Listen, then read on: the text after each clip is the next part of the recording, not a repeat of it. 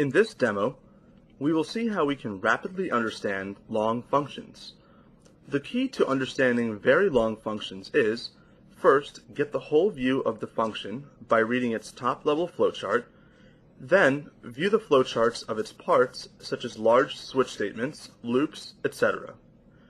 As an example, JS_GC is a 500-line function.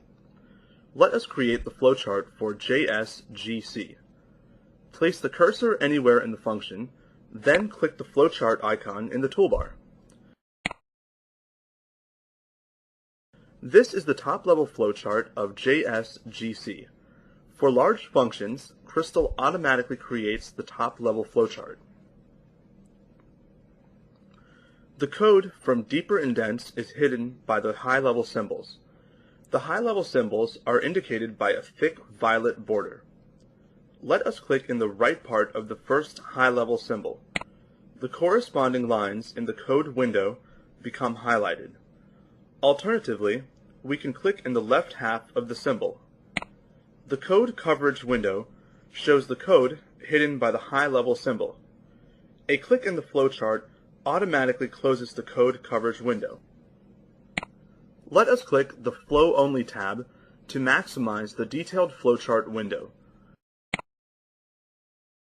We will walk through the detailed view of the top-level flowchart now. We start at the top.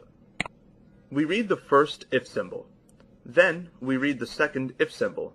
Then the third if symbol.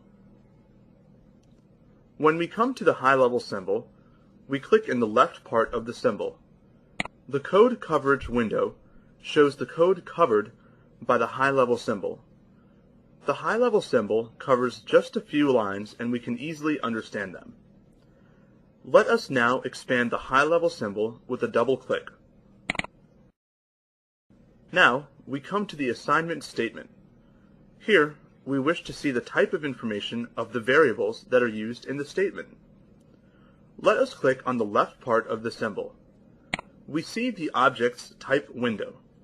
The Objects Type window shows the type information of all the objects in the assignment statement. We notice that RT is a pointer to JS runtime. To see how JS runtime is declared, let us double-click on JS runtime. The Objects Type window shows how the structure JS runtime has been declared. In this way, we can view the type information without having to go to the header files.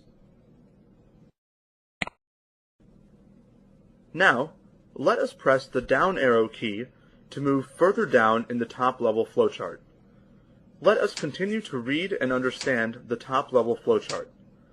As we move downward, the if condition and the simple statements are easy to understand in the graphical form. As usual, the symbols that contain function calls are displayed in pink color. Now we are at a high-level symbol. Let us click in the left part of the high-level symbol to view the code covered by it. The code covered by the high-level symbol is quite long. Let us move along and view the top-level flowchart first. Later, we will come back and view the flowchart of the code that is covered by the high-level symbol. Let us use the cursor keys on the keyboard to walk through the rest of the flowchart.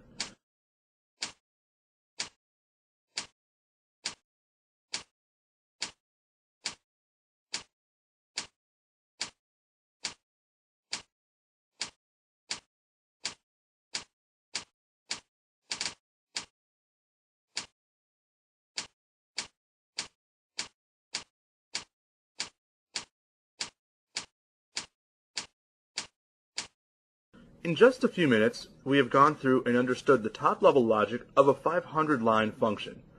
Later, you can try this technique with a very long function in your own code.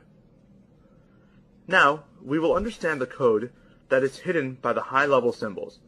In other words, now we will conquer the high-level symbols. Let us go back to the high-level symbol that we had skipped before. We will create the flowchart of the code covered by this high-level symbol together with the while loop that surrounds it. we click the Create Current Loop Flowchart icon in the Flowchart toolbar. This is the flowchart of the while loop. The condensed view of this flowchart looks quite crowded. To find the level that will give us a simpler condensed view, let us first click L1. This is the level 1 flowchart of the while loop. Now, let's click L2. This is the level 2 flowchart of the while loop. Now, let's click L3. This is the level 3 flowchart of the while loop. Clicking L4 gives the level 4 flowchart. We saw that the L3 gave us a simplified, but not oversimplified, condensed view. So let's click L3 and go back to the level 3 flowchart of the while loop. Now, let us go through the detailed view. To create a visual distinction, let us highlight the for loop. Press the Alt key on the keyboard and then click on the for symbol. In this flowchart, we come to the first high-level symbol. Let us click in the left part of the high-level symbol and view the code covered by it. The high-level symbol covers just a few lines, and we can easily understand them. Now, we come to the second high-level symbol. Let us click the left part of the second high-level symbol to view the code covered by it. The high-level symbol covers just a few lines, and we can easily understand them. Let us continue reading the flowchart downward using the cursor keys on the keyboard.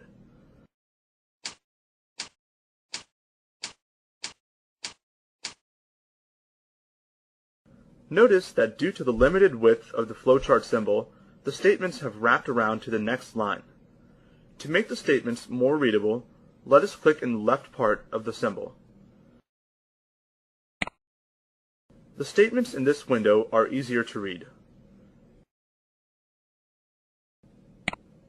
Now, we have read and understood the flowchart of the whole while loop.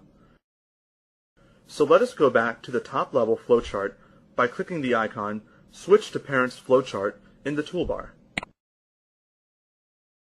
We are back to the top level flowchart. Just as we did the recent high-level symbol, we can understand the code covered by the remaining high-level symbols. In this way, we can divide and conquer a 500-line function a lot quicker than reading the code line by line.